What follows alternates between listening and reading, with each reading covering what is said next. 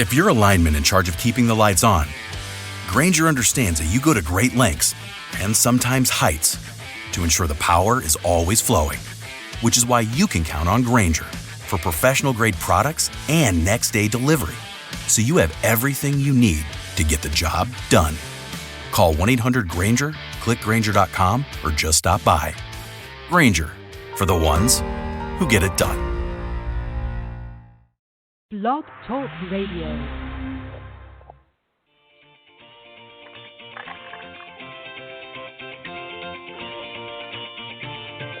Good evening and welcome to Golf Talk Live. I'm your host, Ted Odorico, broadcasting live every Thursday, 6 to 8 p.m. Central from Panama City Beach, Florida, home of the world's most beautiful beaches. I want to take this opportunity to thank everyone for joining me on my weekly broadcast. Every week, I'll feature some of the best instructors, coaches, authors, and entrepreneurs in the golf business today. I begin with a great discussion on Coach's Corner, followed by an insightful interview with my special guest. So let's get started by introducing tonight's Coach's Corner panel.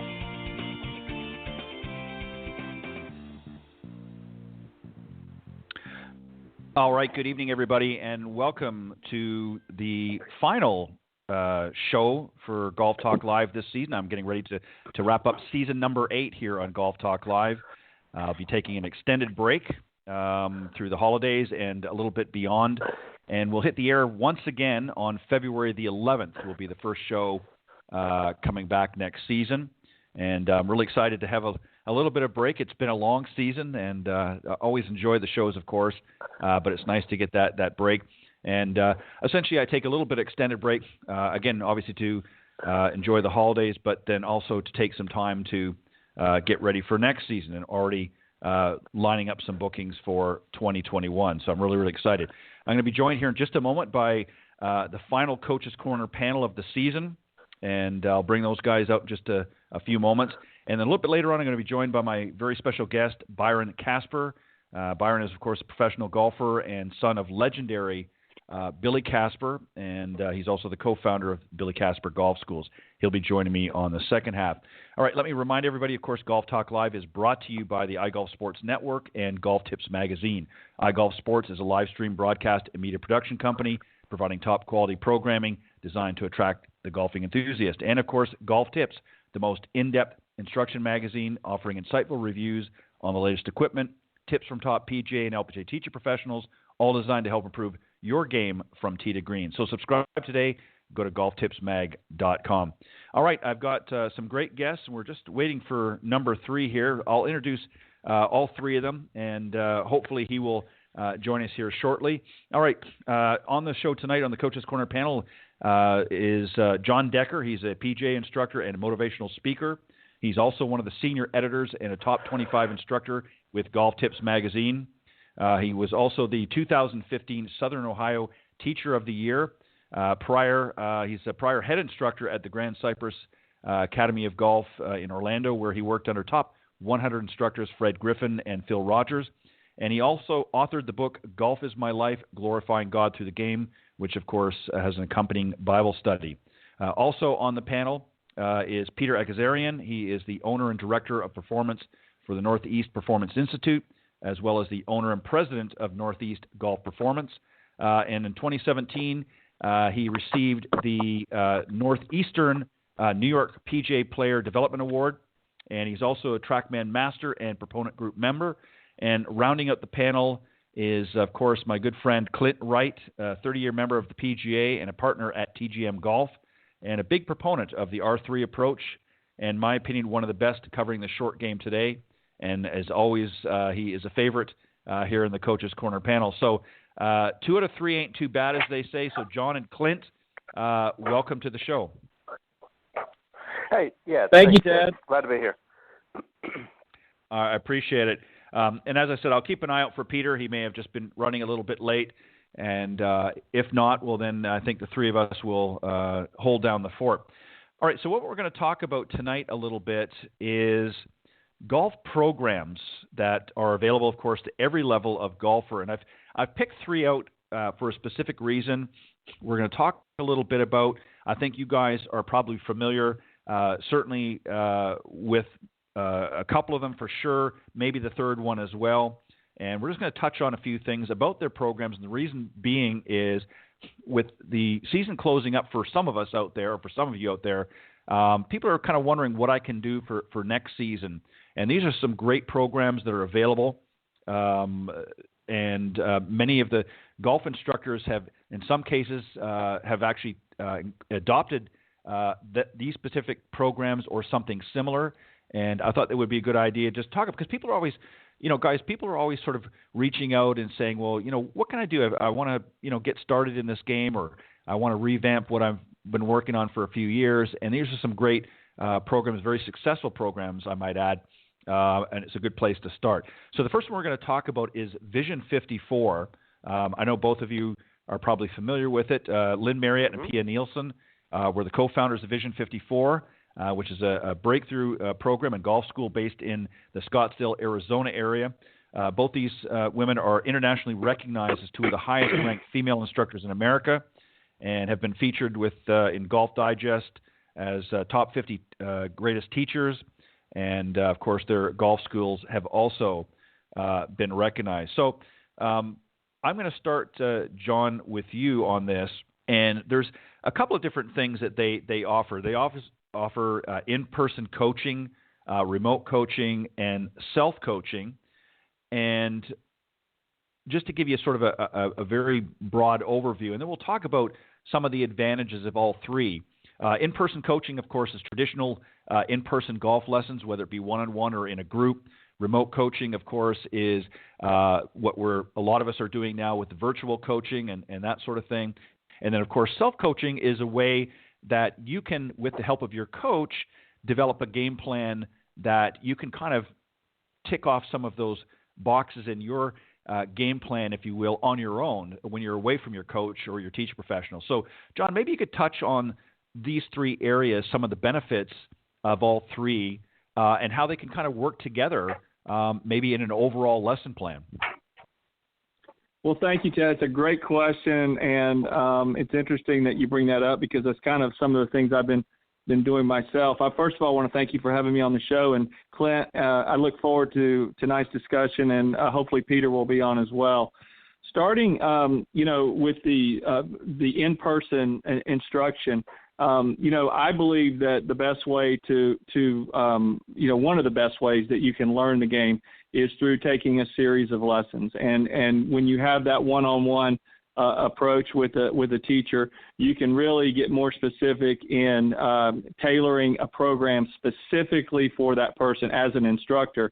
As a student, you have the opportunity to come in and really get, it's kind of like an a la carte menu where you can get everything that you want to accomplish done, because you have I always tell the students, you're paying for the time, and I can make recommendations, but if there's something that you really want to work on, then I'm willing to spend more time maybe in an area that maybe I don't think is as important for them as a necessity that they work on at that moment. But again, they're paying for the time, and so that's something that I can be more flexible. In a group setting, you can't do that. In a group setting, you need to really stick more to your program, and whether it's like, putting for a half hour and chipping and pitching or whatever your subjects may be, because you have to be fair to the group. You can't have one person kind of dictate, well, let's go work on this, when you've got kind of a program and the expectations are going to be for something else. The online stuff is something new that I put into my personal teaching arsenal over the last few years. And it is really, I went from working at a private club where I really couldn't do that, because at a private club, you're pretty much catering to the members. I did a little bit of lessons that were non-members. But now that I'm working on my own, I do online instruction, and I have found that to be very, very beneficial. I found that it's a great way to keep in touch with people in case they move. If you have I used to work in Florida for 20 years and the Carolinas. I've taught in both Carolinas as well. So I have students really all over the Southeast. and it's a great way for them to send me their swing. I can look at it. And the great thing for the listeners out there, it's a very cost-effective way to get instruction because you're going to get it at a reduced price. The downside is you don't have that instructor right there. They can't watch they can't watch the ball because the teachers really like to watch the ball and be able to put give you drills personally and communicate in a one-on-one format. So it's a great thing, I think, for a lot of the millennials out there. They're going to love the online stuff, and that's something, again, that I do as well. So, and then there's fitness programs that you can do as well, whether it's online or in person. So there's really there's a lot of different programs out there. I think the best thing that you can do, when you're deciding is to know how you learn best. Some people, like a lot of women, like to take group classes. I found through the years, not all, but a lot of them do. So if you know that you like the group settings, you can do that. If you like the personal one-on-one, that's a great way to go. And if you want to do the online, that's another great option as well. Yeah, and there's so many great options available out there. And I think now, Clint, with a lot of the especially with the millennials and others coming up through the ranks, and even some of our more seasoned golfers, as they're becoming a little bit more in tune with what's out there.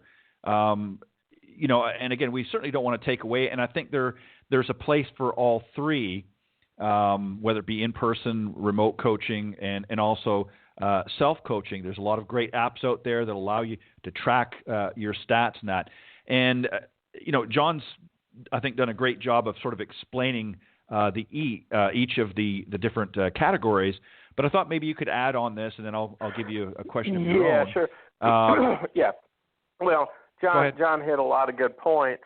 But I think, and ironically, Mike Lawrence and I was talking about this very thing this afternoon about how do we branch, because we don't do a lot of online right now, but we want to try to get into that. And I told him, this may sound cruel, but we teach too many 45 and 65-year-old people because we're traditionalists. We want that one-on-one relationship with our student. But the millenniums gather information differently than we do. They gather their information through podcasts and online. They're accustomed to gathering their information that way. And so, therefore, the online programming is a way that they identify, this is what I normally do. And unfortunately, because of the pandemic, we're getting some 45 to 60-year-olds are beginning to be more comfortable with the online gathering of information. Okay, so I mean, it's a unique thing that we can now reach out to that. But the one thing that we want to guard against is the do-it-yourself program. I think there's a place for it because look, we all know as teachers that our students spend more time away from us than they do with us, working on their golf game, right? So they're technically a kind of a do-it-yourself, and we use a system that we call it the protocol that works on assessing the students' issues, making some kind of diagnosis, and then giving them a prescription how to fix it, and they have to coach themselves with that. So if you're going to do a do-it-yourself program, by all means go to your local golf professional, get online, and have a good assessment of your game. Because you don't want to be guessing at what you're doing wrong, because if you guess wrong, then you're doing two things wrong now. You start changing things that are working. So it's real important if you're going to do the self-coaching and do-it-yourself, which most people basically do in reality, because they spend more time alone than they do with their instructor. It's very important that they have a clear assessment in what they need to accomplish from their instructor. That's our responsibility to say, hey, this is a problem. Here's how you fix it. And I think and I'll get back to your original question about the 54 program. It's outstanding because they start developing a way for a person to go from the mind game over to the brain game. The think box and the play box. And I've been kind of tinkering with some of that in my own game, and it really matters. So if a person can make that transition, their program explains. I've read the book, as many of us have, and they explain it quite well. So if there's people out there that's looking for something to delve into this winter, that's a really good place to start. It really is. Yeah, what's really unique too, and I want to address something that you just talked about, Clint, and that was sort of the sort of the self teaching, if you will. I agree. I agree with what you're saying, because, and again, as we all know, that students spend more time away from us. That one of the things that we have to be careful of, as you point out, is that they're still working with somebody, even if they're doing a lot of the stuff on their own at times. It is important to have that assessment up front, because here's the danger, as you pointed out some of it, but here's the other, is if they're looking for all of that information on their own without some guidance, then a lot of times they're getting access to, in many cases, maybe a lot of misinformation, or a lot of, so-called quick fix swing gurus out there that say, well, if you do this or if you do that, here's the magic, sauce, if you will. And the problem with that is, if they don't have some benchmarks to work with, and again, it's okay for them. They're going to spend time on their own. That's okay. And I don't have a problem with some of the apps that have been made available out there to do allow them to follow a criteria. But I still think it's important, as you're suggesting, is that they still work with somebody and work together through that, so that way you can kind of set up a platform for them to work through. And then if they want to go and do some things on their own, at least they've had some initial guidance and direction. Because you're right, one of the things we have to guard against is that they go out and they just start doing everything on their own, and more often than not, they end up changing things that maybe don't need to be changed, or making decisions that are not going to benefit them in the long run. So there's lots of pros for the different options that are out there, but there's also some things that the average golfer needs to guard against as well. So some great points there as well, Clint. Clint, I'm going to come to you first on this one here. We're going to move to – now this one you guys may or may not be familiar with, but we've talked about something similar. And it's an organization, I've actually had them as a guest, TGA Premier Sports, or Golf. And essentially they have a variety of different things. They offer an after-school enrichment programs, camps, and actually leagues, as well as some other things. What's really unique about these guys is they've actually created a franchise model, and are working currently with a number of different, PGA and even LPGA professionals around the United States. And they're actually in, I believe now, if I stand corrected, I think it's about 36 states that they're currently in. And basically what they do is they actually do programs through the school system. What I really like about this is, and I'm going to talk about some of the things that they cover here in a minute, but it's really designed to get an early exposure to kids at an elementary level, and not just those that are conditioned to, running out in junior golf programs. So let me just talk about some of the things very quickly that they talk about. Of course, some of their enrichment program, as an example, features physical activity, obviously about equipment, station-based instruction. They call STEAM labs, which are designed for, because they're dealing in the school system, it's also to deal with the academic criteria as well, and also some life lessons. Those are some areas. What are your thoughts there? This is one area that the golf industry, I think, has really missed an opportunity over the decades, because so many other sports feature, whether it be football, baseball, are very well entrenched in our school systems. Golf is still one that's sort of away. Do you see this as an opportunity to get access to a younger generation and get them interested early? Now, whether they take it and run with it later on in life, but getting into the school systems, what are your thoughts there, and what do you think about some of the parts of their enrichment program? Any comments? Well, obviously that what they're trying to do is an outstanding endeavor. Okay, anytime you can help a child develop a honor and integrity, and in the process introduce them to our sport, I mean, you have to give them credit for the effort. Not to compare, but that sounds a lot like the First Tee program, and which is fine. There's no monopoly on doing it. here to tell you how that it's wonderful is that their program probably does the same thing. It goes to elementary schools. In one of the school districts here in our county, they introduce golf to 7,000 elementary kids a year. Mm-hmm. Okay? Started having it in every elementary school. Now, COVID kind of put an end to it for a while, but they'll come back to it. And the kids that are in the first grade get exposed to 5 years in a row. Okay? So as this thing goes out, it just introduces kids get maybe 1 year depending on when the program starts, and it sounds like this program is doing the same thing. So you have to applaud them for their efforts because, you know, it's outside of the golf industry, but it feeds the golf industry.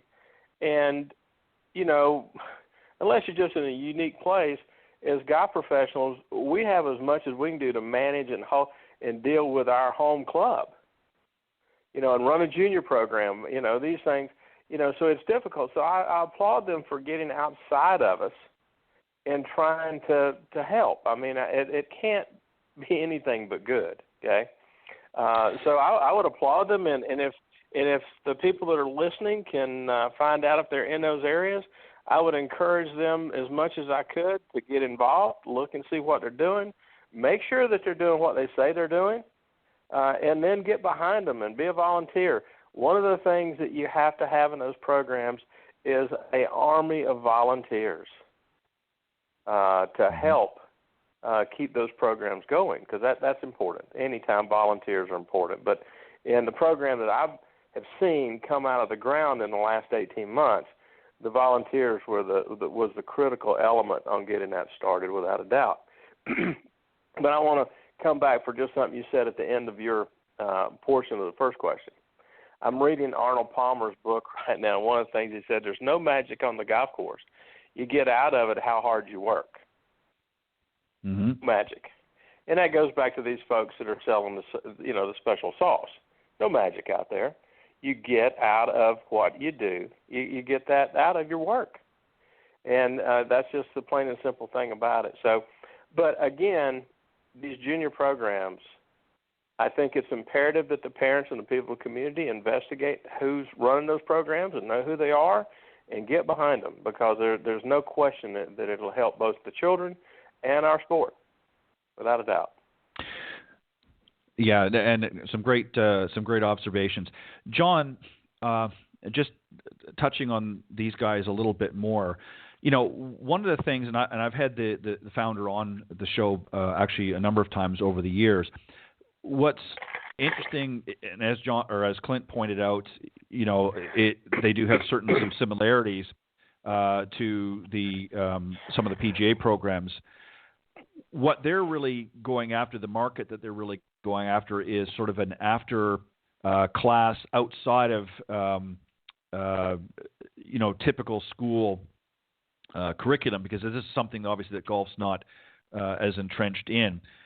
What's interesting, though, is they also offer, and again, they have trained professionals. These are people that are, you know, certified golf professionals and so forth. So, John, what are your thoughts here? How can we, as an industry, not just with them, these are just one player in the field. There's many out there.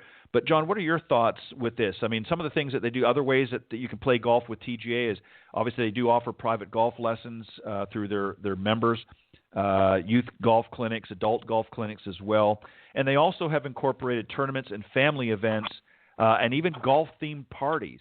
You know, this is something, too, that they've taken up, and, you know, we've all had some changes because of COVID. But what are your thoughts, John, on, you know, something like this? You know, not just expanding their particular program, but other programs as well, and you know, getting more and more, especially younger people, out to the sport, because as we transition now, many of our golfers out there are of an older caliber. At some point, they're going to be gone. We need to get better entrenched, I believe, in the younger generation, and not everybody obviously is necessarily going to be, you know, good enough to be out on the tour or what have you. What do you think about programs like this out here? Well, I love it. I actually was approached by them a few years ago. They reached out to me, and were, inquiring if I would be interested in doing. And unfortunately, I was up here. They reached me. They were looking for someone in the Western North Carolina area, and I was up here in Ohio, so I wasn't able to do it. But I was inquiring about it, and what I love about it, and I even wrote about this in my book, is I hope in my lifetime there's a day when every single elementary school child in this nation should have the opportunity to be exposed to the game of golf. And that's what that's one of the things that I hope to be a part of. And I'm sure Clint would say the same thing as well. And I think every PGA professional, because I feel like we all owe it to give back to the game, and being able to introduce the game to kids who can't join private clubs, who do not have the financial resources, their parents don't play golf, they don't even know what golf is, just to at least introduce it to them. Because I guarantee you, if you do that, you are going to find some diamonds in the rough who are going to one day go on and maybe be stars. But more importantly, you are going to grow the game that we all love and that we all as PGA professionals need. We need more, like you said, we need more people coming up through the ranks. So I applaud their efforts, and I actually spoke at a public school in the Asheville area. I spoke at 2 public schools. I spoke to 650 kids in one day, and that was a lot of people. And I was at the end of each class, because it was in 3 sessions, because it was like kindergarten all the way up to 5th graders. When I got done speaking, I would give away like range balls. I would ask like have little questions, and whoever raised their hand could answer the question. Real simple questions. I would give them a ball. Well, at the end, everybody wanted a ball, and everybody was coming up to me, and the excitement on their face. And I didn't have enough range balls to give them. I had about 50 balls in my shag bag that I brought, and I had 650 kids wanting it. But it really opened my eyes. Like, these kids would love this if they knew anything about it. And then what you do is, and the program is the way they've got it designed is they're kind of planting the seed. They're doing the introduction, and then if the kids take off and they start getting really liking it, and because it's an after-school program, then you talk to the parents and, hey, we can set up clinics, and you start introducing private instruction to them to get them actually onto the golf course and be able to go that route. I think it's a great program. I applaud their efforts, and I hope to be involved more with it in my career. I look at it this way, and some great observations as well, John. I look at it this way. We always talk about in this industry about growing the game, and there are a lot of great programs out there that certainly address the junior ranks, but more often not, certainly not in every case, but more often not, they tend to be more very highly competitive from the get-go. And again, there are a lot of folks out there that maybe don't really want to go down that path. Now, we certainly need them as well. I mean, you want to have, and what I mean by competitive is people that maybe have aspirations of playing collegiate golf and beyond, and want to get into a more aggressive programming that allows them those opportunities to hone those skills to become a top player and maybe move on, as I said, collegiately or even onto one of the tours. But there's a lot of folks, probably the majority out there, that really just want to play recreational. So I applaud some of these programs that are approaching it from, much like TGA is, where they're also focusing on the academic aspect as well. They want the kids, obviously, to get a good, solid education, but they're exposing them to parts of the game in such a way that make it fun, make it interesting, and then sort of planting, helping to plant that seed. And I think that's what I like about it. Is again, but I do concur with what Clint said, is that I think before starting any program, I think parents specifically need to do their due diligence and research whatever program it happens to be, whether it's TGA or even Vision 54, if they're going to involve their youngster in a program, to always make sure that they check and find out that it's something that's well put together and is going to be in the child's best interest in that. So there's always that part of it as well. So, Clint, I'm going to come to you on this one, and this is our last group that we're going to talk about. There's a lot into it, and again, this is something that both of you, I'm sure, are probably familiar with, at least heard of, and that is Operation 36. This is a program that has gained a lot of traction. They're taking elements, obviously, Clint, I think, which is in your wheelhouse, from the short game, and they've created a program that has literally proven to be very, very successful. A lot of teaching professionals have sort of jumped on board with it, and it sort of takes the elements of the short game. And let me just give the golfers listening to the program a little bit of overview, and then I'd like to get your feedback and input. So essentially how the program works, Operation 36, is essentially the goal is that you want to shoot 36 for 9 holes. And there's 10 divisions that they have, and it starts in Division 1 as an example. And, of course, your goal being the hole is a 25-yard hole. So what they're doing is they're starting you at 25 yards from the hole, and for 9 holes, your goal is to shoot 36 for those 9 holes. And until you do so, you don't move to the next division. And, again, that would go to 50 yards. They're really honing on and focusing on the short game here in this particular program, and I think that's why it's been very, very successful. So I want to get your thoughts, and again, they keep moving back to all, the standard division goes back to 200 yards, and then beyond that, you're talking about full tee box divisions. And again, as you get higher in, what do you think about that approach to it? What do you think? I don't know how familiar you are with Operation 36, but I think the premise is something very similar to things that you've talked about in the past, and that is really starting from the green and working back as opposed to the tee box and working forward. What are your thoughts?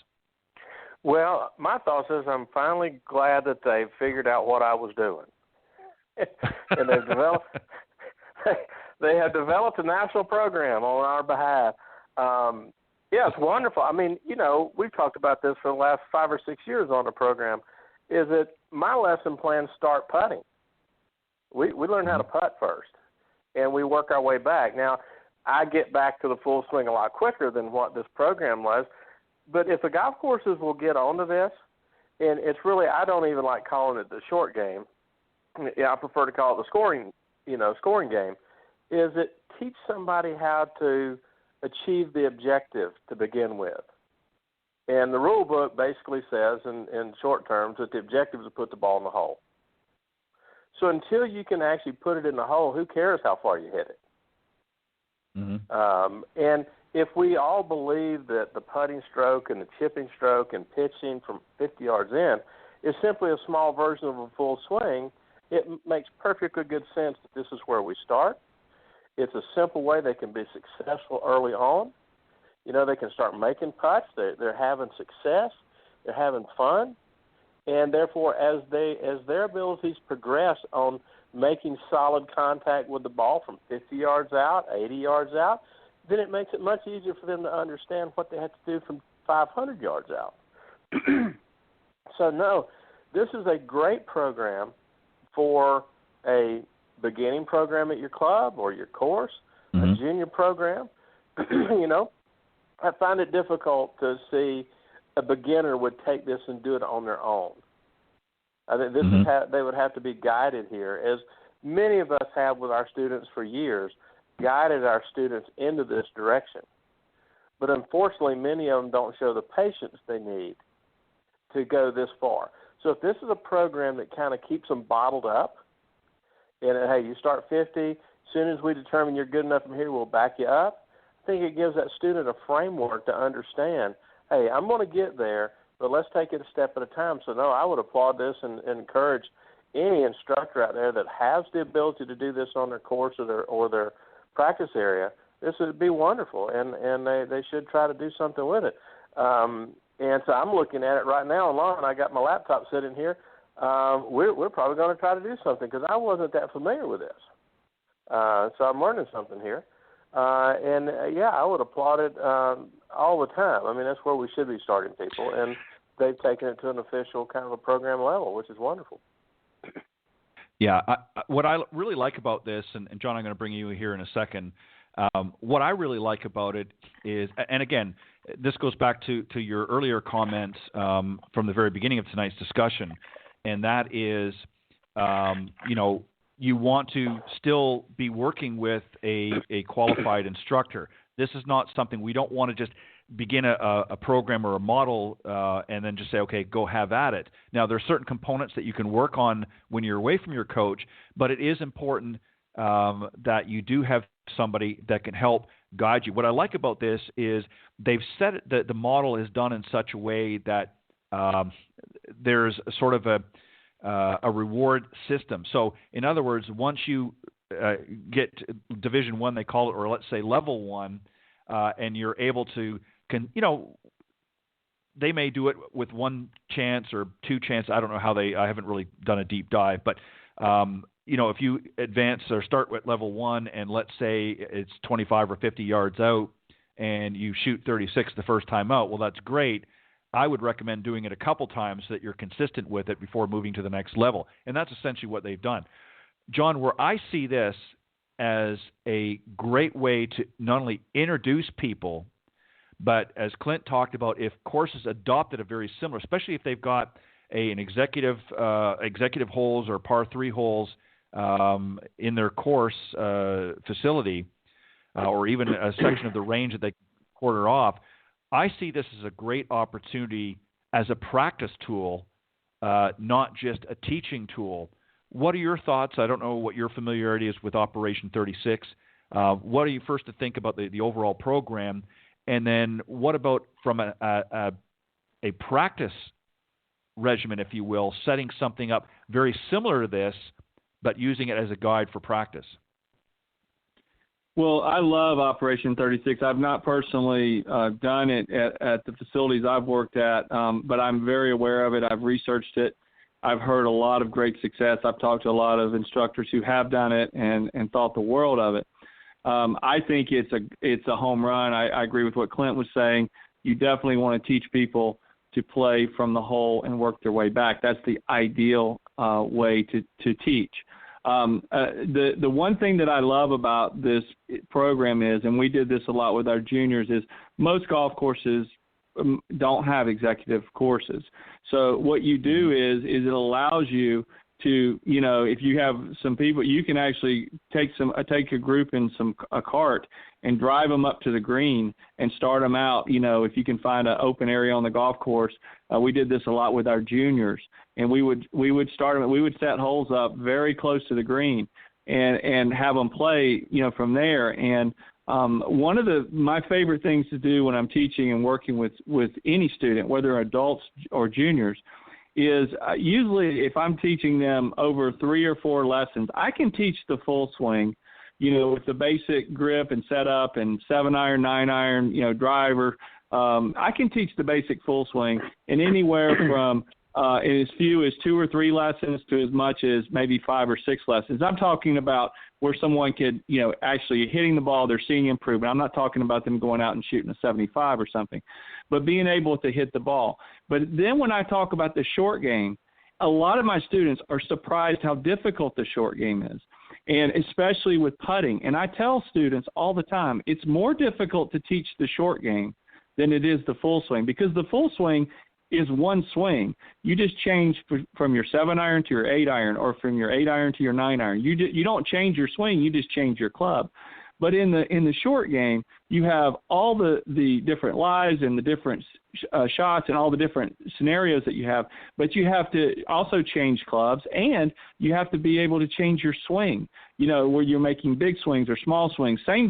Same technique basically as the full swing, as Clint was saying, but you have to be able to have the control, to be able to have the control of how far the ball goes. And it's much more difficult to teach someone to control how far their ball goes than to teach someone to maximize how far the ball goes.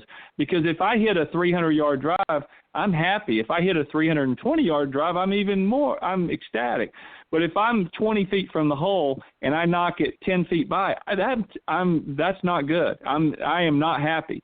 And so being able to control the ball and the distance that your ball goes is the most difficult skill. It's why tour players spend hours and hours and hours every day practicing their short game. They spend much more time on their short game than their full swing. If the average golfer out there listening will do that this year, coming up, make that commitment, they're definitely going to lower their scores.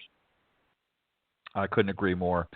What I would like to see come out of something like this, and whether it's Operation 36 or a similar program, that your local golf professional is doing at their facility, what I would like to see happen, I've talked about before about building more executive-style courses. This would be a great model, if you will, for a golf center.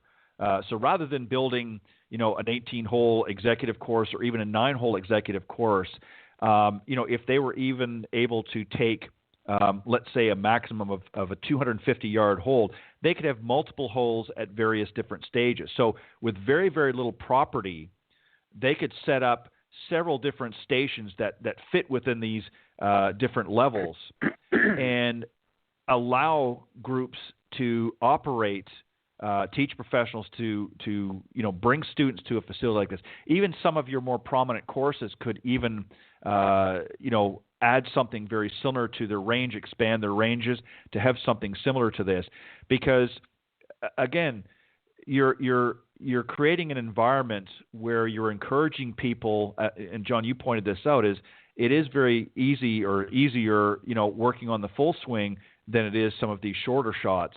And so I would like to see more time. And you can't always, bring your student out to a hole and do that sometimes, especially when you've got a facility that is, this year certainly is a good example of it, where you've got more and more tee times going on, which is great for the facility, but it's not always so easy to take somebody out on a golf hole and do steps like this. So I would like to see that as sort of a new way for the industry to expand, and that is bringing up more specialized golf centers that help teach the short game and do it in a way similar to what Operation 36 is doing. I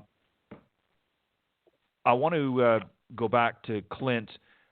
We've covered these, and I want to give you guys a little bit of an opportunity really to talk about yourselves in the last little bit of time, and about some of the things that you're doing that might be similar to what we've talked about tonight, or what your future vision is for your teaching or your ability to help people learn from this game. So, Clint, I'm going to go back to you. What do you see moving forward as a way, with all of the changes, some of the changes we've talked about tonight with technology and virtual game? You mentioned a couple things. What do you see going forward with golf from your perspective?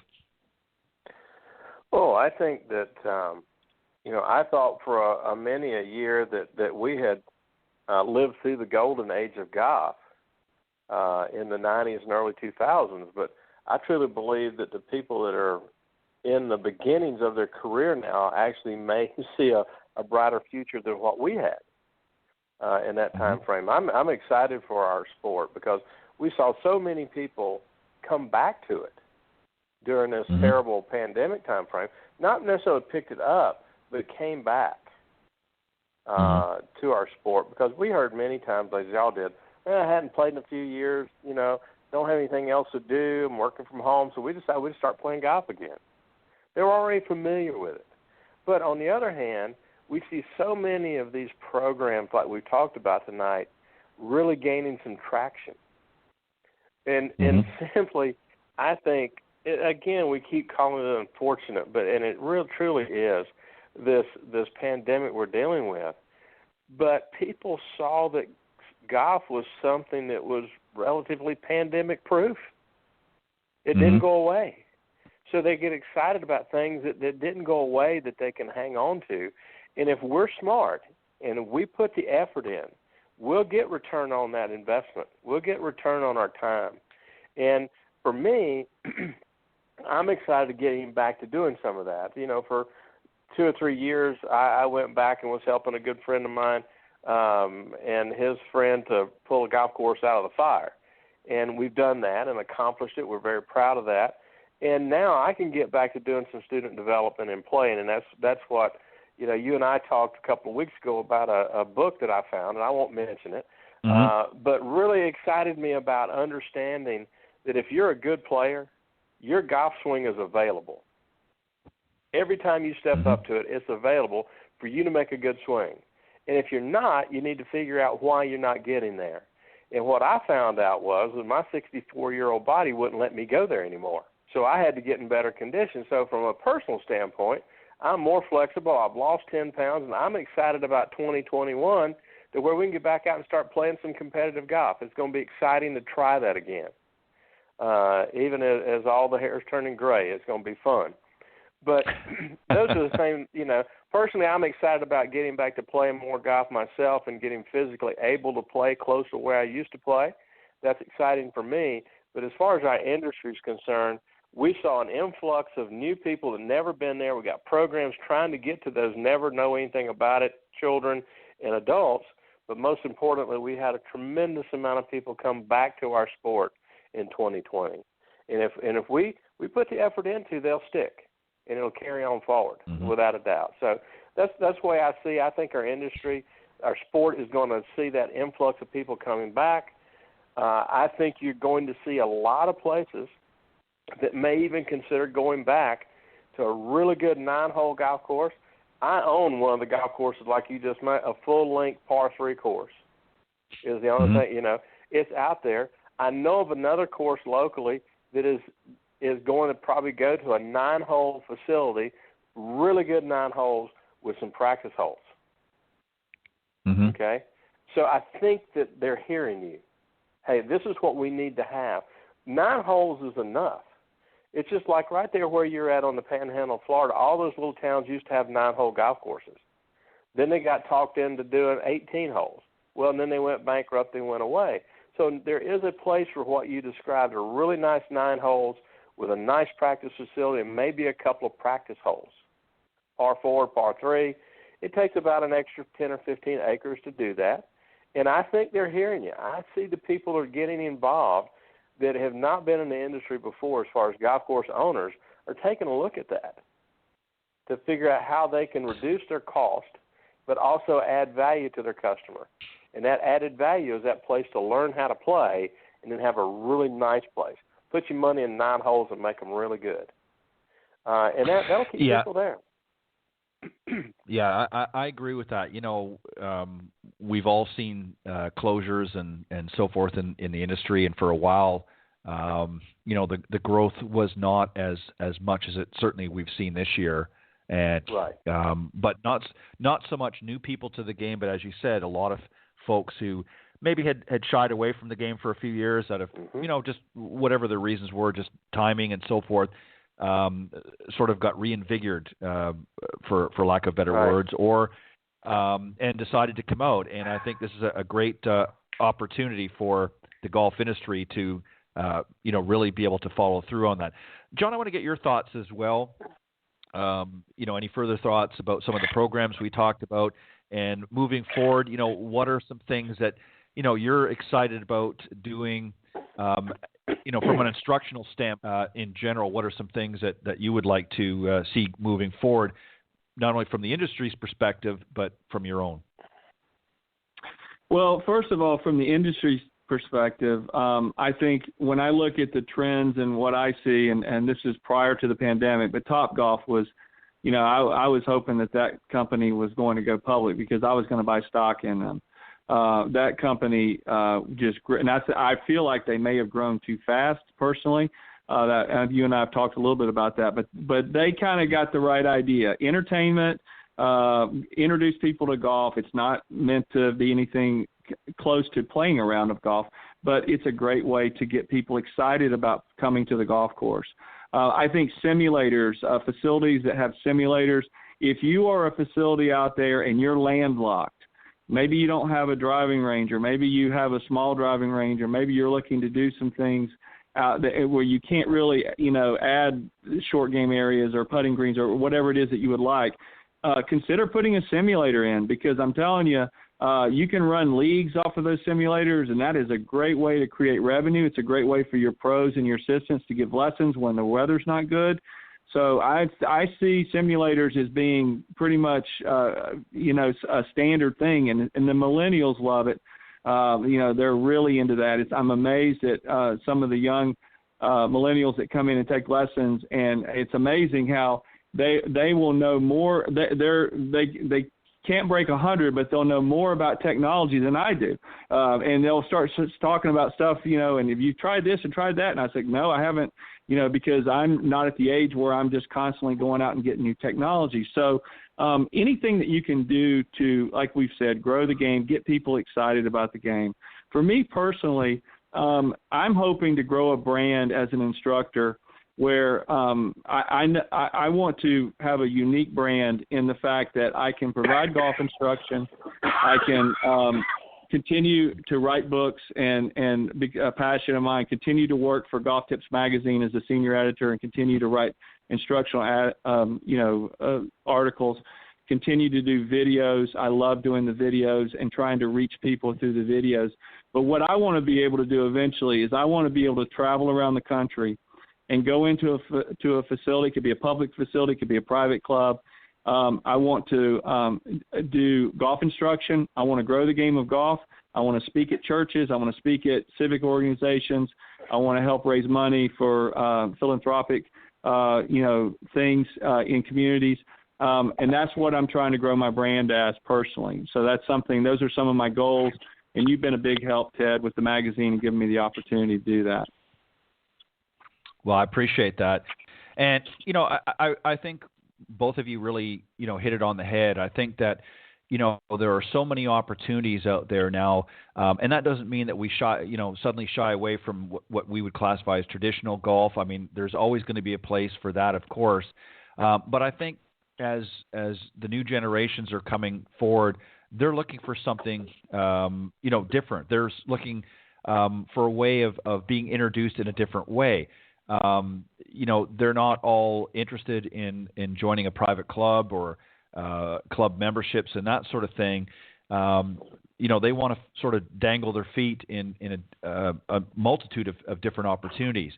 And one of the things, going back to what you just talked about before, John, and that was, organizations like Topgolf and that have, come out with an entertainment aspect of it. That's becoming something that is appealing to them.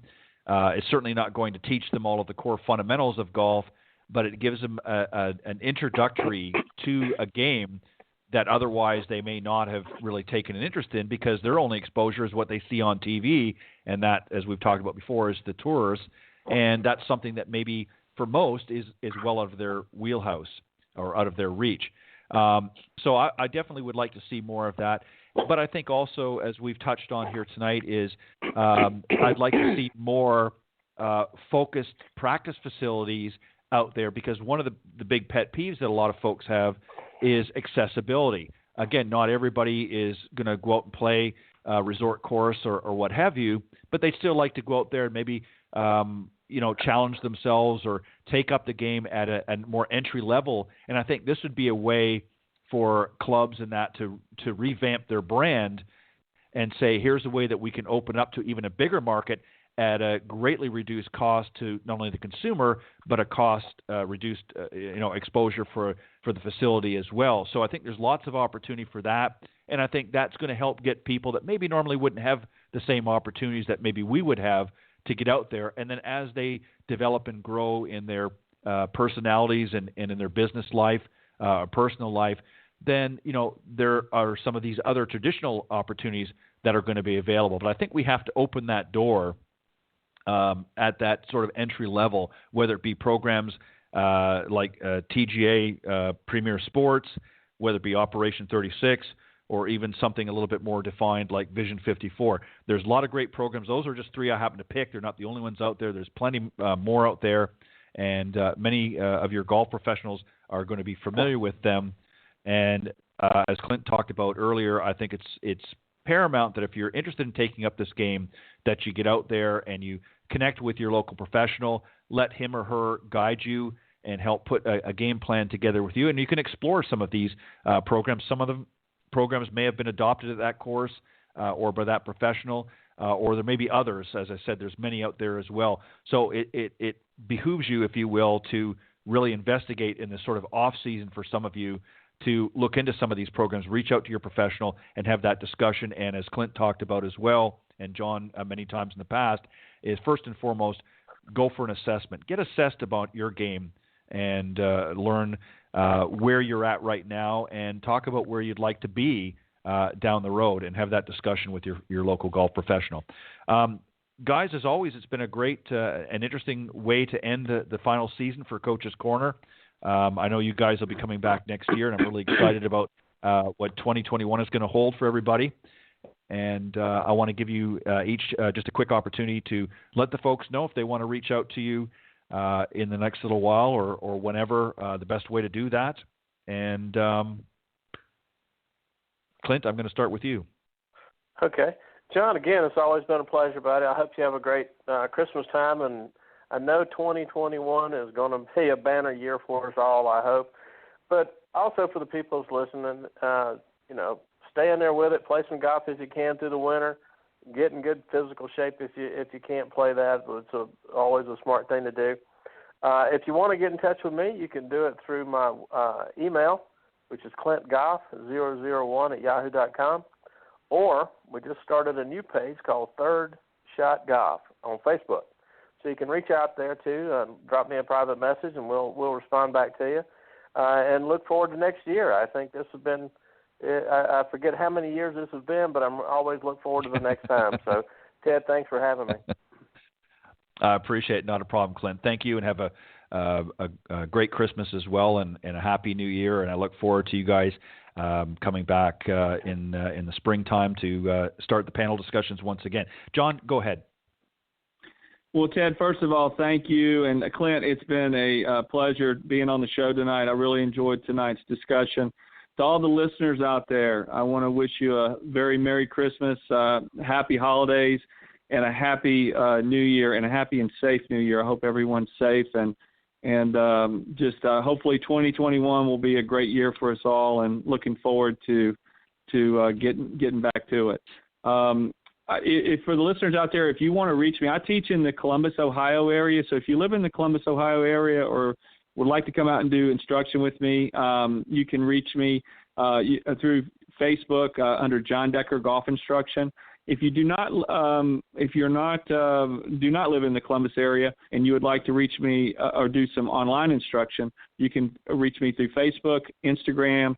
I have YouTube videos, and as well as on LinkedIn. And I'm, as mentioned earlier, I'm a senior editor with Golf Tips Magazine, and I have a feature there called Fairways to Heaven, which is a kind of a Christian faith-based article that Ted's allowed me to write, and I've been real excited about that. And I'm also doing some instructional articles and videos for the website.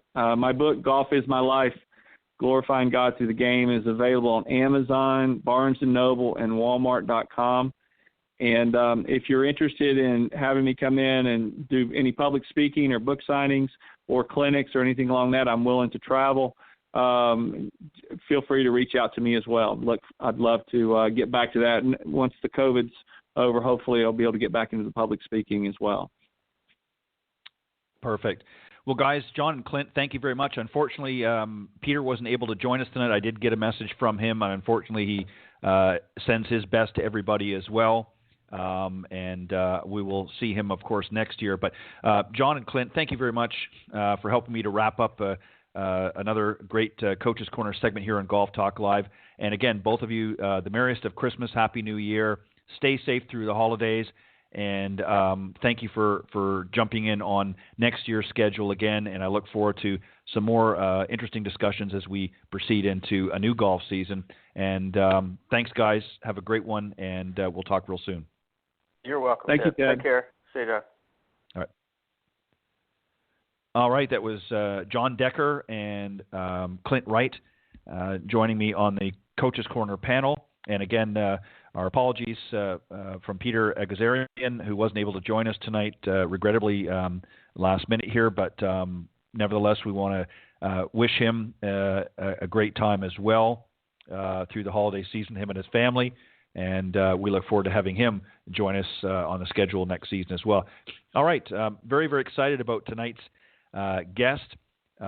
He has become a good friend of mine. I had the pleasure of interviewing his father several years ago before he passed. And his son, Byron Casper, has become good friends with me. And we've had him on. I've had him on the show several times. He is a professional golfer and a member of the International PGA, as well as the co-founder of the Billy Casper Golf Schools. Of course, I'm talking about my good friend Byron Casper. Let me bring him on, and we'll begin our last discussion for the 2020 season. Good evening, Byron. Welcome to Golf Talk Live. Thanks, Ted. It's always a pleasure to be on your show. I always enjoy having you on, and I can't think of a better person to wrap the season up here on Golf Talk Live. And before we get started, I just want a quick side note for those of you that were tuning in earlier to the show. There were 3 different programs that we were talking about in the panel discussion. I want to just very quickly, Byron, before we start, read out the websites if you want to learn more about these programs. The first one was Vision 54. If you go to vision54.com, you can find all the information you want about the different training and programs available. The other one was TGA Premier Sports, and their website is playtga.com. That's playtga.com. If you have a youngster and want to get involved with one of their programs, they're actually based out of California, but they do have programs all across the United States, and I believe they're actually working up in Canada as well. So, again, go to playtga.com. And the last one is Operation 36 Golf. The site is operation36.golf, and they're a great program as well. So check out the websites. There's some great programs there. Those are what we talked about, and there are many others out there, of course, but these were the 3 that we talked about tonight. So if you want to learn more, again, you can visit those websites and learn more about each of the programs. All right, as I mentioned, I'm joined this evening by my very good friend Byron Casper, co-founder of the Billy Casper Golf Schools, and, of course, son of the legendary Billy Casper. So, Byron, let me just ask you, how's the week been going? And you're out in the Midwest, of course, up in Utah. How are things up your neck of the woods? Getting a little cold? Yeah, in fact, it's a kind of a blizzard right now. So it's one of those nights where you want to put on a nice fire and put on the Christmas lights and stay put. Fortunately, for part of the method of the Billy Casper Golf Schools is that we use a lot of indoor facilities, and so we have a full simulator and a beautiful indoor studio set up for our students. So regardless of whether it's 3 feet of snow outside, it's always 70 degrees in the studio, and which in right. climate places like Utah, you really need that. So right.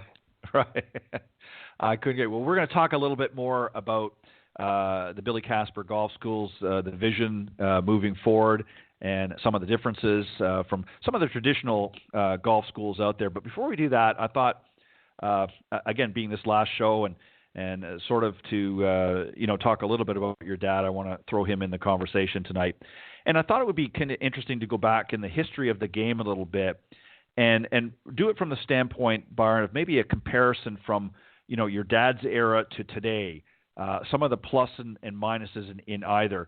Obviously, your dad, played, a few decades ago at the highest level of the game, became one of the top all-time golfers, in the world, and played against the best of the best that you and I, of course, know. And then you've got today's golfers, again, a different generation. There's certainly been some others in between, but I want to get your thoughts when you look back to when your dad played, because you caddied for him on a number of occasions, to today's golfer. What are some of the differences that you're seeing in his game to what you're seeing in today's game? Let's start with his game and then talk about what you're seeing today out in the PGA and the LPGA Tour. Yeah, it's an interesting question, actually. I can never underestimate you, Ted, when it comes to interesting questions, because I haven't really thought about that particular one before. But I would say that in one of the definite things that they have going for them that they have in common is the way that golfers visualize. But as far as differences, I would say that the primary difference in your older golf swings, meaning your pre-75, pre-80 golf swings, is that they weren't really stereotypical golf swings. Everybody had their own take on it because they believed that the most important thing was impact, which that is the most important thing, is your impact position. Right. And interestingly enough, there's quite a few videos that your listeners can go onto YouTube and search out, but there's some really interesting stuff with slow motion cameras where you can bring up somebody like a Billy Casper or Gabe Brewer or Miller Barber and compare them to a much younger person's swing, say a Rory or a Jordan Spieth. And it's amazing because their swings are absolutely opposite in so many different ways, except for their impact position. And their impact position, their hips are open, their hands are forward. They're almost identical every single time. And so I would say that the biggest difference is how professional golfers back in the day, got back to impact. Does that make sense? Do you think – yeah, no, it makes perfect sense, and I couldn't agree with you more. Do you think in today's more modern game because, again, I want to address a specific point that you made, is back in – and we're just going to simplify it a little bit, back in your dad's day and today's game to make it easier. Back in your dad's game, you had what used to be referred to as more of a reverse C position. Johnny Miller was famous for that, where, it would almost like they were sort of bending backwards a little bit. You'd have that reverse C. And it was the way that they handled the swing at that time. Now it's a little bit more a stationary. Back then there was a lot more lateral movement. There was a little more hip slide, if you will.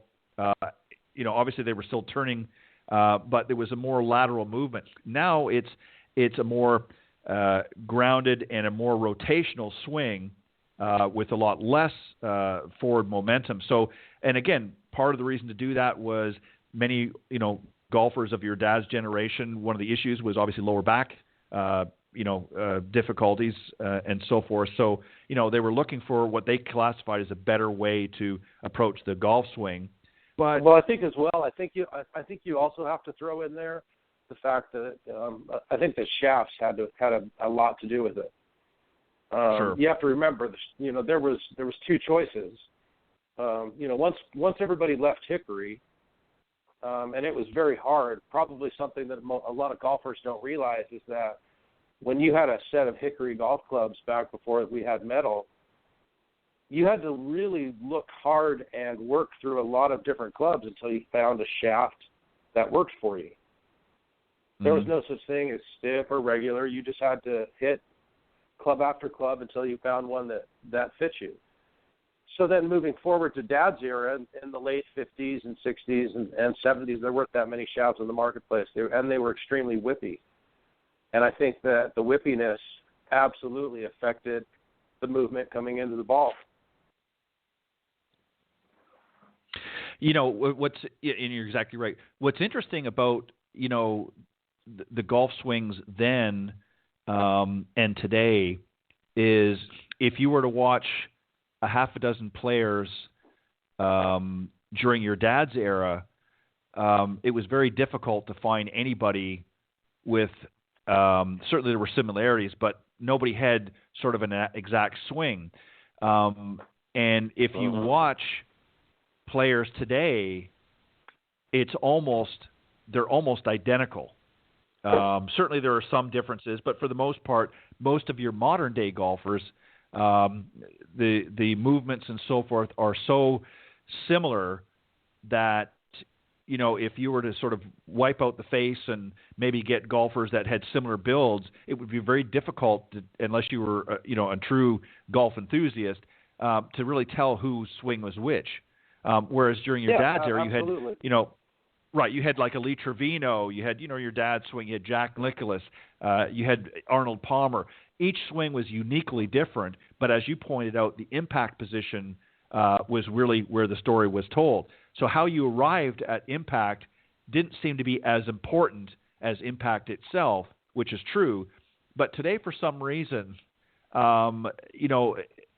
we've got such a different way of looking at the golf swing, and with biomechanics and that sort of things being introduced, people are, wanting to sort of groove that, all the movements in a perfect unison way. And I'm just wondering, do you think is it really better? Well, I go back and forth on this, but obviously, I'm the son of a famous golfer from the 60s and 70s and then 80s and 90s on the senior tour. So what I grew up seeing was, pretty different to what I call the mechanical swings that we have nowadays. Technology plays into that hugely, because people like my dad, they didn't have video, they didn't have anything other than other pros to give them a tidbit here and there whenever they were struggling. And so they had to figure it out themselves. So from a field perspective, I would argue that players of my father's era were, in order to get to be that level of a golfer back then, you had to have an enormous amount of feel, both in your hands as well as what your body was able to do in order to even find that perfect impact position. Mm-hmm. Yeah. Nowadays I can take a video of you, and through watching video, within 2 sessions, I can get you onto a plane that suits your body, your size, as well as your mobility. So just think about the time it takes to do that now, as opposed to what it would have taken back then, It almost seems, to be quite honest, when you evaluate, the earlier game as opposed to now. I mean, obviously, we all want a desired result, but a lot of their movements, I believe, during your dad's era was based on results. So, it didn't matter how I got there as long as I got the desired result. Whereas now, I still want that desired result, but now I'm more conscious of how I get there. And some of it, as I mentioned, could be, from a physical standpoint, they're more athletic in many ways in today's era, and more health conscious and so forth. So, and wanting to last, longer, without as many injuries. So, and obviously I'm talking mainly with the back, but so I think, would you agree or disagree with that? That really in your dad's era, they were looking for a desired result, and as long as they got there, it wasn't as critical or as important if everything looked perfect, as long as they got the desired results they wanted. Would that be pretty accurate? Yeah, I would say that's hugely accurate. I don't think they really cared so much about what the swing looked like. They were much more result-oriented.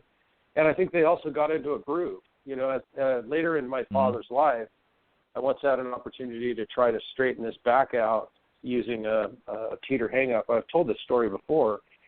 And he got on it, and he didn't like it at all, and he got off of it, and then he went to his chiropractor and got his back put back into his normal, slightly off-kilter position.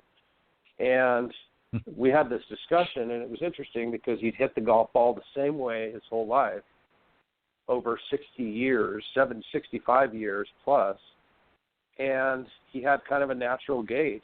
And so I'm starting to almost believe that your body will naturally, if you do something enough, your body will naturally kind of work in that position and get used to it somehow. Mm-hmm. Yeah, no, that's true.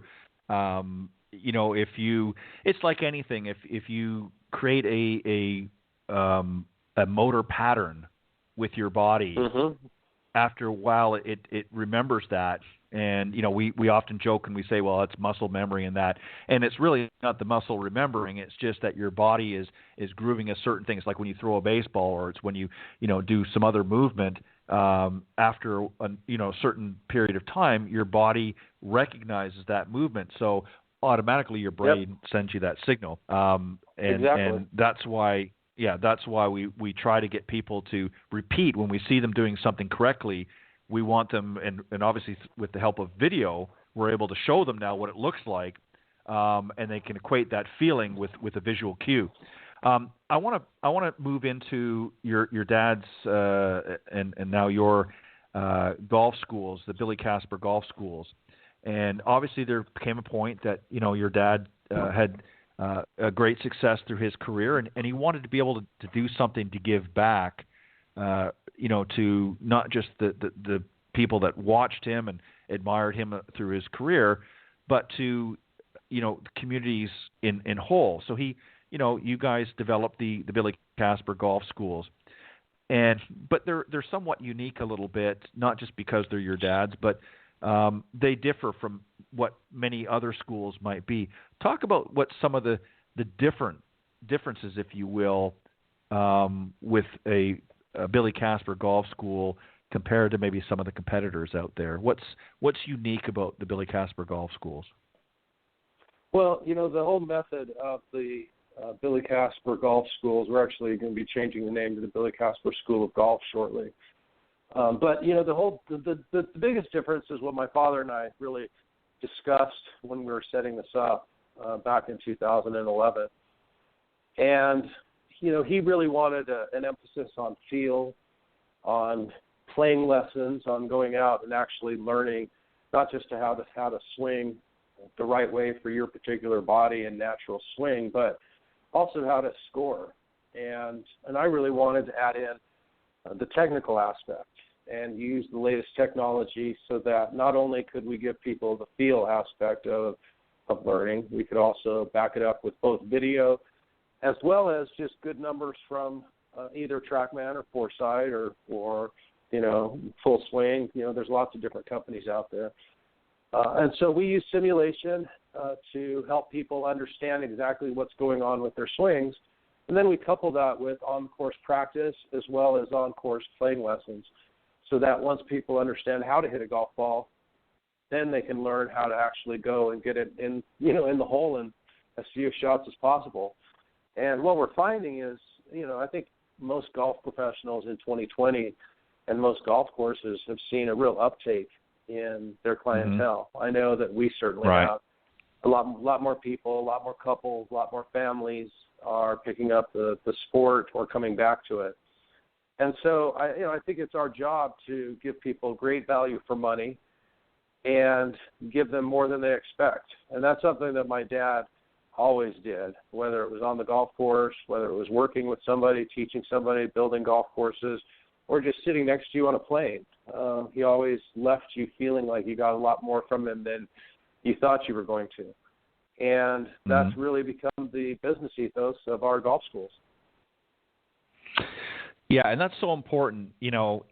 People want to feel that they're coming away with something, and it's not just about maybe having a good golf swing or scoring in that, but a sense of feeling good about what you're doing and enjoying what you're doing and making it fun and interesting.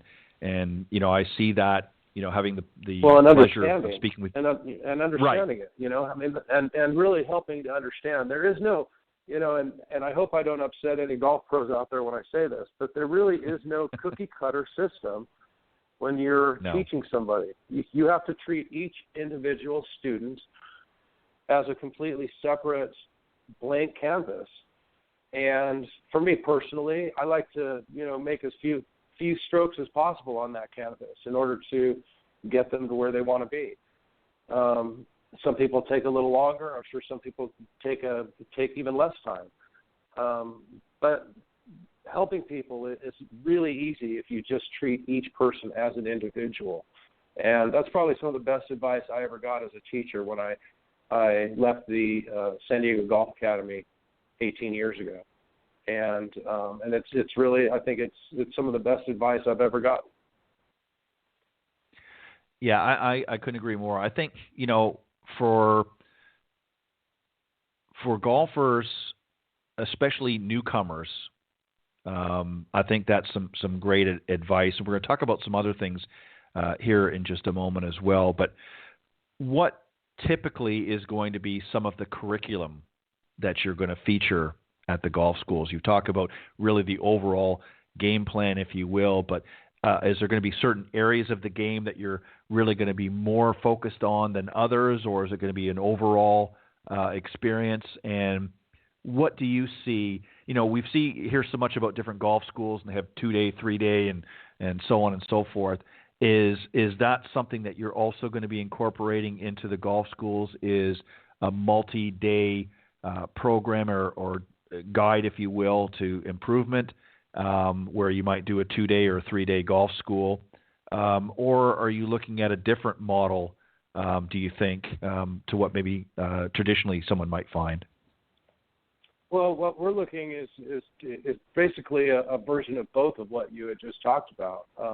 So the first is that we do hosted trips, and people are more than welcome to come in for 2 or 3 days and work with myself and my staff at our existing facility here in Utah.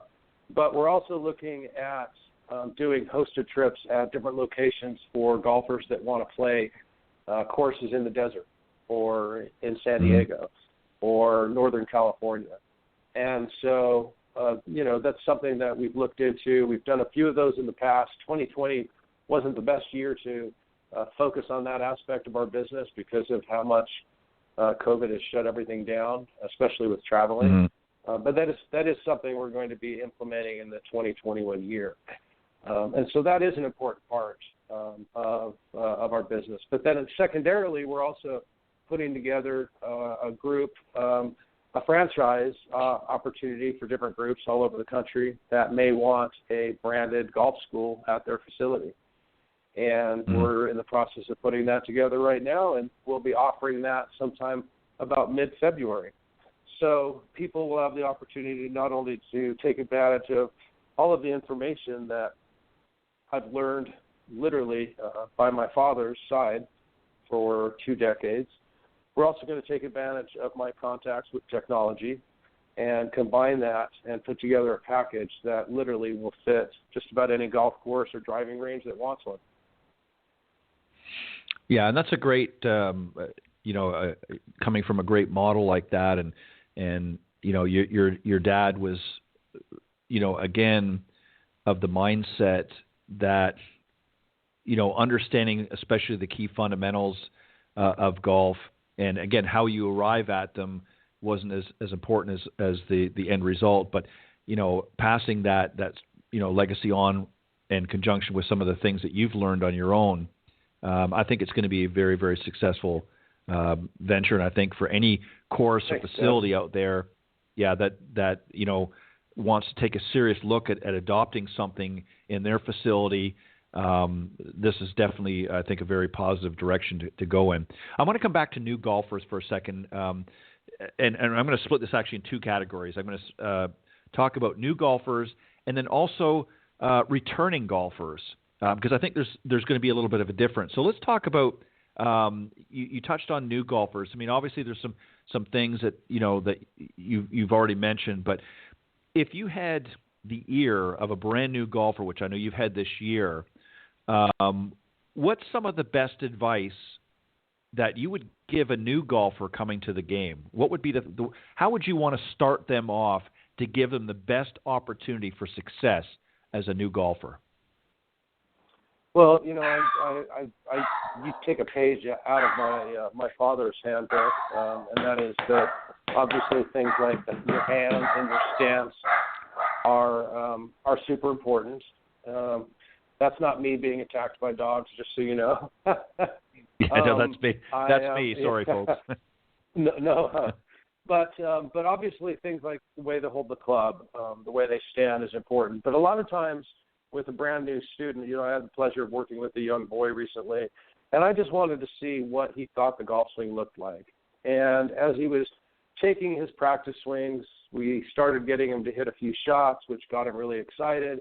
Once he got excited, then that's when I started making little changes, teaching him how to hold the club properly, changing slight little things like his swing plane. But really, the emphasis was on enjoying what he was doing. That's what I'm trying to do with new students is I want to see where they're at and then how I can formulate a swing out of what they're already naturally doing to the best of my ability. Then I make sure that their hands are on the club. And then I just have them take some nice little half easy swings until they're making good contact with the ball. Because there's nothing more exciting, quite frankly, than seeing somebody who's never hit a golf ball in their life start hitting a golf ball and you can just feel like literally like they're sweating accomplishments is the most amazing thing ever, because they just feel so accomplished, and that's what brings people back into the sport. So I would say make it fun. Remember the basic fundamentals of the golf swing, meaning the way you're standing, the way you're swinging, and obviously your hands on the club, but also make it fun the whole time so that they come back to the game and want to continue to get better. And we've got a lot of returning golfers this season.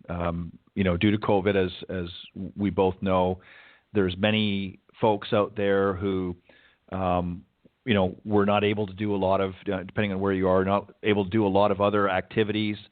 And golf was, as I've said many times here lately on the show, has been blessed with quite an uptick or surge in rising of people playing in that, just because of the circumstances.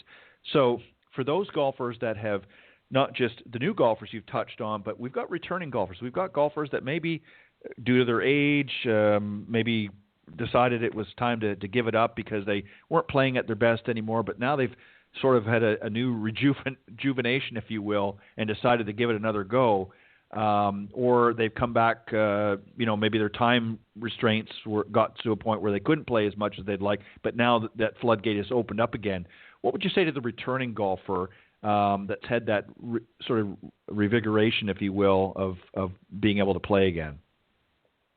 Well, that's some of my favorite clientele to work with, to be honest with you, because somebody that's a return golfer has not only experience with golf, but it means as well that they already know the premise of hitting a golf ball and also understand the swing. And so for somebody like that, that's where I believe equipment really comes in handy. And oftentimes I'll have them, not only will I work with them, but I'll also give them a what I call a club diagnosis of whether their equipment's helping them, hurting them, or it doesn't really matter. Because that's when shafts really come into it. If somebody that comes into me that's older, that's been playing with the same clubs for the last 20 years, but they're now in their 80s, then I'm going to put them, a good example would be I'm going to put them in a graphite shaft. That's a lot lighter. It's a lot easier for them to swing. They can build up their swing speed more, and they'll have a little bit better control and a little better distance. So, I think that you treat a student coming back in slightly different because they do have an experience with the game of golf. And you can also talk to them different as well because they've, played the game of golf as opposed to somebody who's brand new who doesn't know yet what a birdie or a par is. Mm-hmm. Yeah, no, I couldn't agree more. And, for some of our, especially for our older golfers, like I said, there's many who, for one reason or other had given up the game. Maybe, they had other activities that came up, especially, grandchildren as an example. They're more involved with them in other activities. Or maybe they just, for some reason, kind of lost that spark. Their game had drifted a little bit into the higher numbers and decided that they just didn't want to spend the time anymore. And sometimes obviously there's some health issues as well, but we're seeing, as I said, a big uptick in returning golfers this year, and I think that's great for the game. So it brings me to this question here that I've got, and that is moving forward. We've all experienced again what's happened with the pandemic and so forth. But besides that, moving forward, what is going to be some of the challenges that you see for the future of the game? We want to grow this game. We talk about this quite a bit in our industry.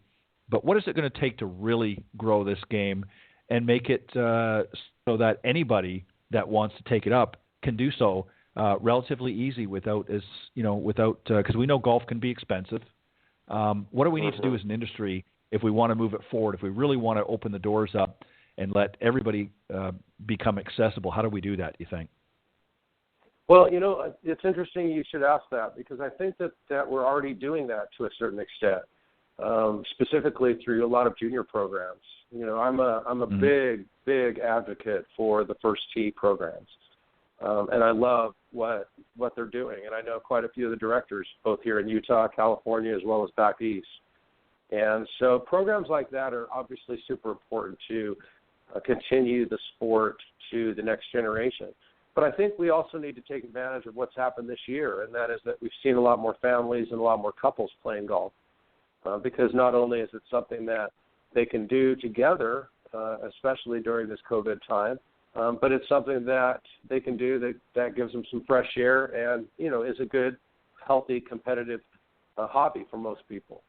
And so I think we need to continue to really promote families and couples on courses. I think golf courses are doing a great job incentivizing people to come out with different things like twilight rates. And I think in general, golf pros are doing a great job in teaching people and helping them get better. And so personally, being a golf pro, I know you're the same, Ted. I'd love to see the national handicap drop. I'd love to see people get better. And that really comes down to us golf pros in helping people get better. So I think promoting it to families again, promoting it to couples, making it, really a family sport is going to do wonders when it comes to helping to not only grow it, but pass it on to the next generation.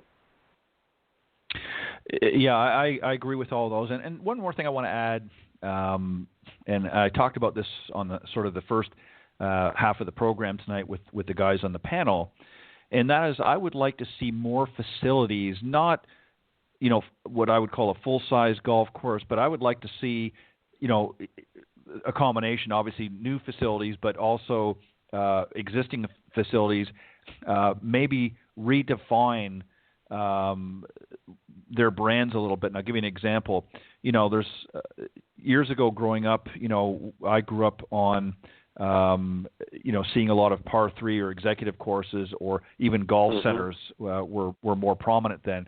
I think I'd like to see, instead of, just more and more resort courses or more country clubs being built, is maybe a more specific golf center being developed that would allow access to those that maybe don't have the resources to play at some of these larger facilities quite yet. And especially for families, like a family golf center that, the holes are not as long, it's, kid friendly, that sort of thing. Because you're not taking away from traditional golf, but you're just opening that door to somebody else and giving them the opportunity to at least get out there and give it a try. And then where they take it from there is up to them. That's something I think you're 100% right. I mean, think about it, though. Back in the 60s and the 70s, there were a ton of par 3 courses.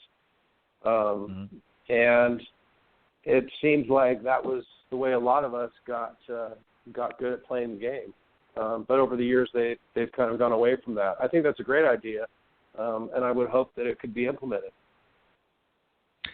Well, I guess the reason why I say that is, and again, don't get me wrong. I mean, I love to play some great tracks out there. There's a lot of great golf courses, but I see an opportunity to learn from, over the past decade, particularly where we've seen a lot of courses that had closed, because the demand was so much, or was not enough to fill that. But there were still a lot of people that would like to play. So this is what I would like to see come out. I mean, we had organizations like Topgolf and others out there that have come up from the entertainment side to sort of say, hey, this is something, and that's brought in a younger generation. But, are we going to see a transition where, a group of millennials going out to Topgolf one night are suddenly going to hit the links?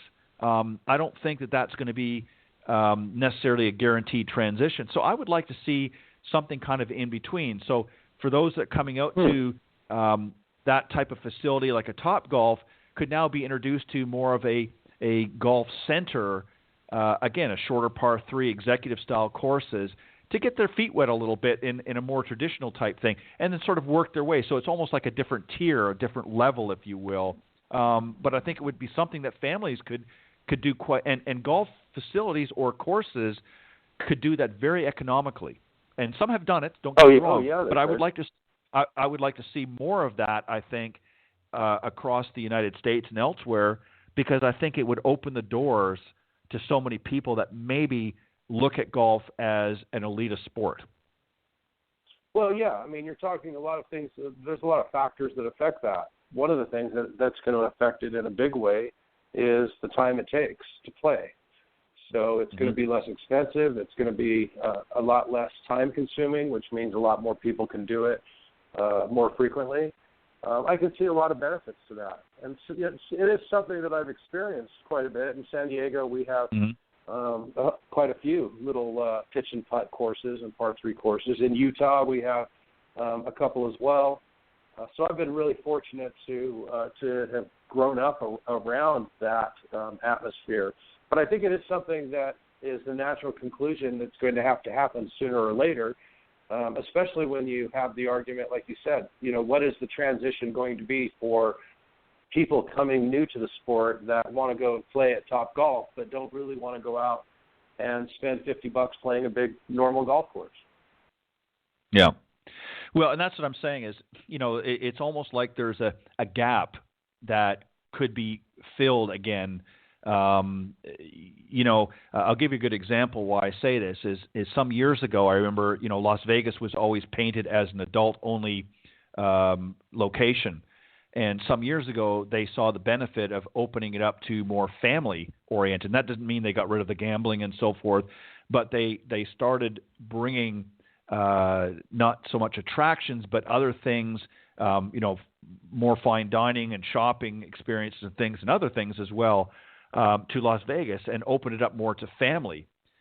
So you still had for those that like to go into the casinos and traditional gambling, but they also had other activities there as well. And that's really what I'm getting at is for golf, I think you need to have, and again, I'm not suggesting that we get rid of what we've already got, but I think to complement an industry, I think this would be a great way to open, especially now since we've kind of gotten that shot in the arm this year because of the pandemic with so many new people there. The last thing we want to do is, create an environment where they say, well, look, this is just, I can't afford to do this all the time, or I can't afford to do that, where there's another option for them is I guess what I'm saying is let's have another option available for those that don't want to join a country club or don't want to play at a resort all the time, but want to still enjoy that golf experience. I think that's what I'm getting at. You would think a lot of, and I totally agree. In fact, you would think that there would be a lot of people coming from that particular avenue onto playing real golf courses. You could almost consider that a stepping stone in the grassroots process. So I agree 100%, right. 100%. Yeah, and that's what I'm saying is, again, I think the hope was, or part of the hope was that, with something like a Top Golf and other organizations out there, that was sort of naturally going to happen. But again, that's a pretty big jump for somebody that's just going out for, recreation and entertainment at a Top Golf facility to suddenly, start playing, Pebble Beach. So it would be nice to have another business model, if you will, out there that the everyday golfer could say, okay, you know what, we had a great time at one of the Top Golf, but I'd like to give it a try, but I'm not quite ready to play this location over here. Is there something else out there? And there are some, don't get me wrong, but I think we need to have more of it because I think there's going to be, hopefully, a very big demand coming as time moves forward because of what's going on this year. People have now been introduced to golf that typically never saw the game before other than what they visualized on TV in tournaments and that, which, again, doesn't always appeal to everybody because it's a much higher caliber, higher level of the game. So we have to have something that is, sort of in between. I want to talk about something else now that you and I are obviously very familiar with, and I've shared a clip here on the show over the last several weeks. And before you and I talk, I'm going to let everybody hear this short infomercial, and then you and I on the other side will talk a little bit about it. 2020 hasn't been exactly what any of us expected, but the one thing we have in common is the need to cleanse and stay clean. Doctor recommended and approved Golf Nix is a hand and skin cleanser that can be used daily. Clean your hands, shoes, clubs, your golf cart, and use it around your home. It leaves no sticky residue and moisturizes your skin. Keep clean and avoid those pesky germs that exist all around us today. Golf Nix is your natural solution to keep clean. Check it out at golfnix.com. That's golf, NIX.com. All right. You and I had a number of Yeah, we've had I couldn't have said it any better myself. We've had a number of conversations about Golf Nicks, and excuse me, for those that are maybe just tuning in for the first time tonight, I thought we could talk a little bit about the product, but more importantly, why you decided to become involved with it, why you decided to come through and bring this. Obviously, it has benefits during this difficult time of helping to protect us, Nat, but sort of walk us through from the beginning what your thought process was. Yeah, this year's been crazy. COVID has affected literally everybody. Doesn't matter who you are. And because golf has been such a popular sport, it made sense that we had something that was for everybody, but that could also be targeted towards golfers when it comes to staying germ-free and being able to enjoy the game without having to worry about COVID at that particular moment in time or getting sick. And, Golf Nicks is such a great product. You can use it on your hands. You can use it on your face. Our hand and skin cleanser is literally just amazing. And our multi-purpose cleanser, I kid you not, I spray down my golf cart when I'm playing golf. I use it on the dash of my car. I use it in my kitchen. It's a great product. If you're looking for a really great way that's completely organic and all natural to stay clean and keep your surroundings clean, which is super important right now, then definitely check out golfnicks.com. I think you're going to be really impressed. Well, and also let me just add as well, and I'm going to give a promo code for the listeners out there to take advantage and get an additional savings. Some of the other uses as well that you'll see on the website is you can actually use it to help with cleaning golf clubs. You can also spray your golf shoes. Obviously there's areas that pick up a lot of deodorizer. Absolutely, it's a great deodorizer. Right. I use it myself. So. Right. So it's multi-purpose. It's not just a hand cleanser. Obviously, that's first and foremost we want to emphasize. We have two different products, and I apologize for not emphasizing that. So our first product is our hand and skin cleanser with Golf Nicks, and that comes in both a 2-ounce and an 8-ounce size. And then we have a multi-purpose cleanser, which comes in a 32-ounce spray bottle as well as a gallon size, so that you can keep topping up your bottle. And so there is a difference between the multi-purpose cleanser and the hand and skin cleanser. So I thought I would just differentiate between the two for you, Ted. I appreciate that. And what's really nice about this is a great opportunity. It's not only available to consumers that want to, continue to be safe, but there's also options there if you are in the golf business and you're listening at the moment or at some point down the road, and you want to purchase some for the golf shop, not just for resale, but for use in your country club or your facility. Obviously, it's a great product, and what's nice about it is it's very environmentally friendly. The components that are used are good for the environment. We know we're all becoming very conscious of that, so that's one of the things I like about it. And we're making a special offer and have been for a few weeks now for those listening to the program. If you go in and at checkout, if you enter in promo code GolfTips2021, that's Golf Tips as in Golf Tips Magazine 2021, you'll save an additional 10% off your order. Make a great gift, not only for the holidays, to give for some loved ones to make sure that they're staying safe, but it's also great for you guys and managers out there in golf facilities. You can get some great deals on packages as well, which you can see on that site. So go to golfnicks.com. That's GOLFNIX.com. And as I said, enter Golf Tips 2021 in the section for the promo code at checkout, and you'll get an extra 10% off of your order. So I would strongly suggest that you do that. I think it's going to be good. But you really and free shipping too, I might add. Well, I just wanted to let everybody know as well that through the end of the year we're offering free shipping site wide. So everything on our website is free shipping straight to your door. Perfect. And, even though there's much progress with COVID right now, they're looking at, obviously, with the vaccinations and that, we're still going to have to be careful over the next little while until everything gets behind us. So, just because the vaccines are coming out now doesn't mean we shouldn't be extra cautious moving forward. So this is a great opportunity to stock up, not only with the hand sanitizers and that, but with the multi-purpose as well for around the house. And you've mentioned a few places. And for you golfers out there, it's a great thing as a deodorizer, as I said, for your shoes or helping to clean your clubs, or for your vehicle as well and your dash and so forth. Some of the common areas that may pick up potentially germs and that. This is a great product. So go to golfnicks.com, enter promo code GolfTips2021 to save an extra 10% off of your purchase. So Byron, as you get ready for 2021, you've talked about a few things. What are some other things that you're looking forward to in the new year as far as Byron Casper is concerned, and also the Billy Casper Golf Schools?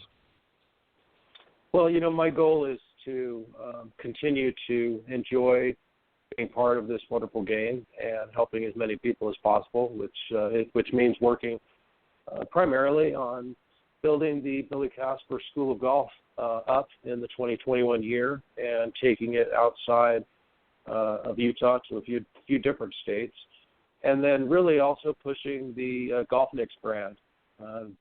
That's been a really fun project that I've been involved with since April, and because it stays in my wheelhouse, so to speak, of the golf business, I'm really grateful to be able to go out and promote that as well. So I think 2021 is going to be similar to 2020 in the sense that my goal is really going to be to help a lot of people in golf, help them enjoy the sport a little bit more, and teach people the importance of Golf Nicks and why it really is the one-stop shop to helping keep your facility, your gear, your car, your home clean. Well said. Well, Byron, I think that's a pretty great goal to have. I didn't read that off of anything, so. Well, you did a great job. Well, Byron, I want to thank you very much for joining me, and it's always a pleasure to have you on the show. And as I said earlier, leading off our segment, I couldn't think of a better way to wrap up another great season here on Golf Talk Live. This will be the end of Season 8 tonight, and I'll be starting Season 9 coming up on February 11th. Will be the first show next year, taking an extended break so I can prepare for next season and obviously enjoy the holidays a little bit with family and friends. But I want to wish you and your family, Byron, all of the best at the season. I want to thank you for all that you do to not only grow the game, but to help keep your father's legacy alive and sharing the many tidbits of knowledge that he's given you over the year, and honoring him as you continue the Billy Casper, which will be School of Golf in the future. But I can't express enough how I appreciate having you as a friend, and I look forward to many more great adventures together. And I hope to have you back on again in the new year, which I know I will. So have a Merry Christmas. And Ted, thank you so much. It's not only great to have a good friend, but somebody that's making a big difference in the golf world and has such a wonderful network of friends as well. So Merry Christmas to you and your entire family as well. And thank you so much for the well wishes. And to all of your listeners, I hope you have a safe and absolutely wonderful holiday season. I keep telling everybody around me we might as well make 2020, the end of 2020, go out with a bang on a positive note. So, let's stay strong, and 2021 is not far around the corner. I couldn't agree more. Byron, thank you very much for joining me again on the show tonight. And again, have a very Merry Christmas and a Happy New Year, and we'll talk real soon. But have a safe and happy holiday to you and your family. Thanks, Ted. You as well, and all the best. All right, you too. Bye-bye. All right, that was Byron Casper, son of the legendary Billy Casper, joining me on the show, and co-founder of the Billy Casper Golf Schools. Great guy, and also brought GolfNix to the market. GolfNix.com is the website, and again, if you go to GolfNix.com and enter promo code GolfTips2021 in the section at checkout for promo codes, you'll save an additional 10% off your order, and it's well worth it. It's a great product. I've used it. I've had some samples, and it does work very, very well, and it's non-alcoholic and has a lot of it does not have any hazardous chemicals in it, so it's safe, so you don't have to worry about that. But anyways, I want to thank everybody for a great season, and I apologize for the dog barking in the background, but that's what happens when you're working from home. But I want to wish everybody a Merry Christmas, Happy Holidays, Happy New Year, and I got to go before this dog drives me crazy. God bless everybody. I'll see you next year on Golf Talk Live, February 11th. Stay tuned. In the meantime, if you want to hear past episodes, go to blogtalkradio.com/Golf Talk Live and scroll down to the on-demand section. You can check them out there. God bless everybody, and have a safe and happy holiday season.